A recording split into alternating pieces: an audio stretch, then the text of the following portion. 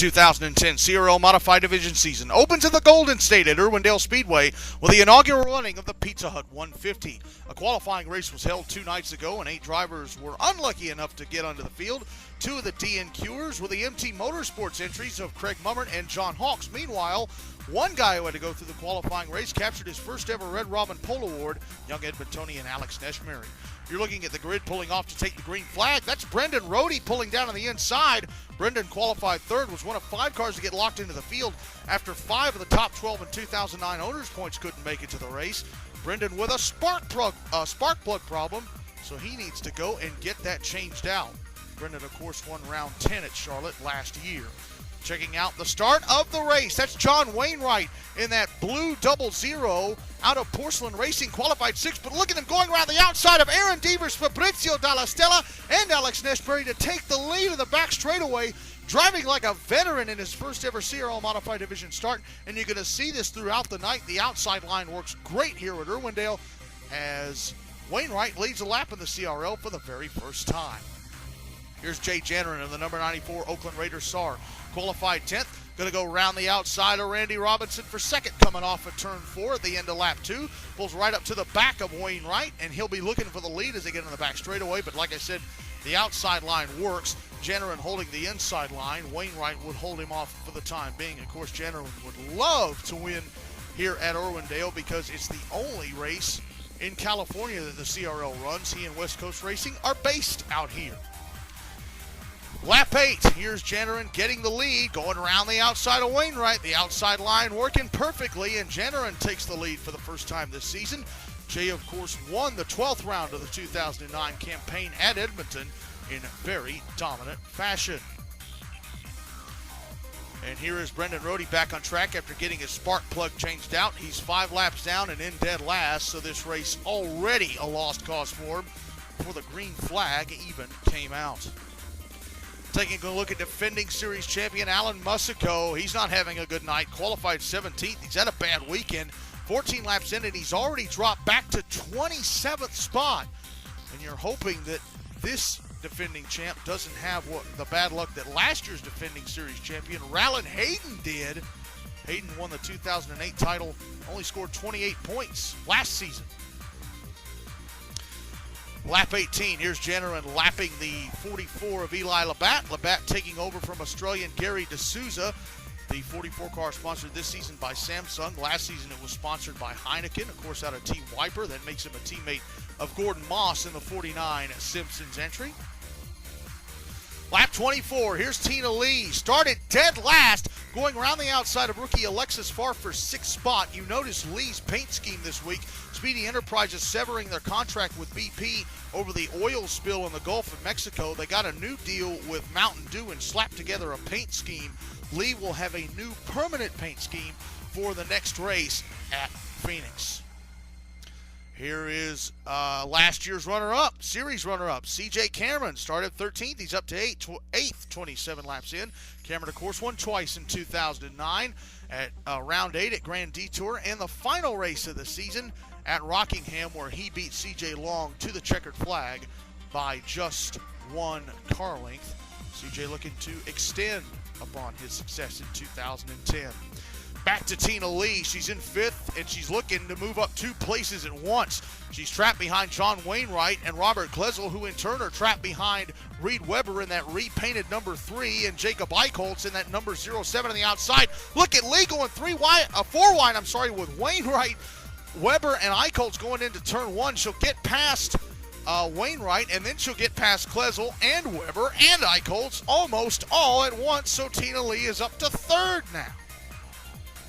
And to lap 29, here is Jay Jannerin lapping our defending series champ, Mr. Musico. Musico now in 24th, and that's a battle for position behind the number 94 car. Sean Percy now a lap down, looking to move up 1 more spot by getting around the defending series champ. Percy would love to get his first win sometime this season.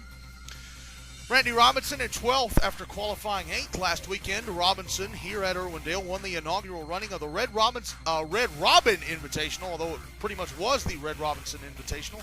a race only for 2009 pole winners. Robinson led 70 of the 75 laps and lapped the entire field in his way to the $150,000 first place prize and $30,000 in bonus money.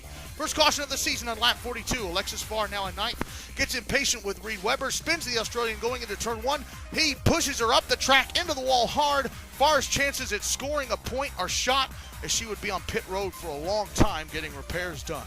Under caution, over 100 laps to go. The leaders pit. Jay Janarin bringing the field in, but Janarin's having a problem with his power, and he would need to get the battery switched out.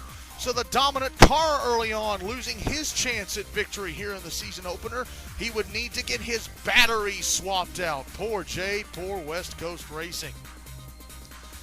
A wild adventure for Rowland Hayden trying to get out of the pits. He pulls out. You're going to see Salvatore Provenzano in that Rib 58 get trapped behind the 03 of Chris Winter. Hayden then bumps into Winter, then gets spun out by Alex Neshberry and has to do a complete 360 in reverse to get out of pit road. Randy Robinson's also having problems. He has a puncture in the oil line, and he would lose 3 laps as they tried to tape that blasted thing up. So a lot of the early contenders having troubles in the pits here at Irwindale.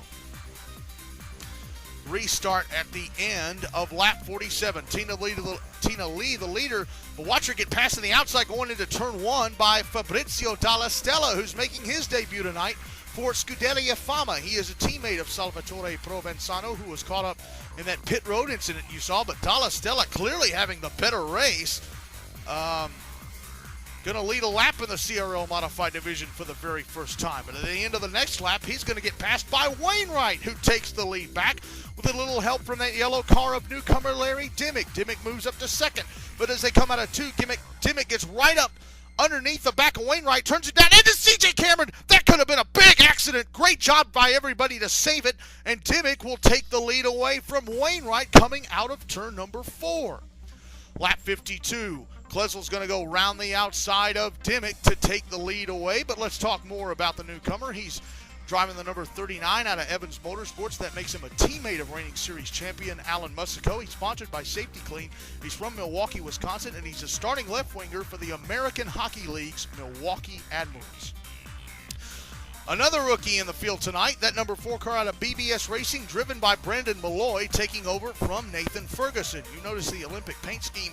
The BBS Racing shop got flooded after a pipe burst, so last year's paint scheme will not be available until round 3 at New Hampshire. So he's going to be sporting the Olympic colors for the first 2 races of the season.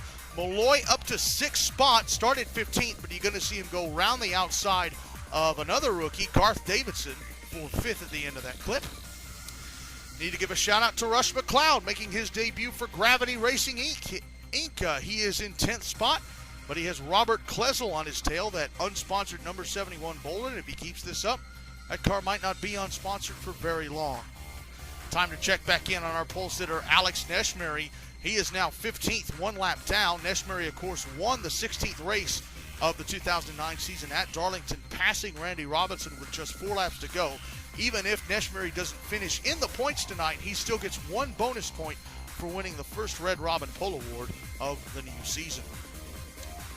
Mentioned Garth Davidson earlier. Let's talk a little more about the young Englishman. He's making his debut for Andrews Sport, a team owned by TM Master Cup Series driver and broadcaster Lance Andrews.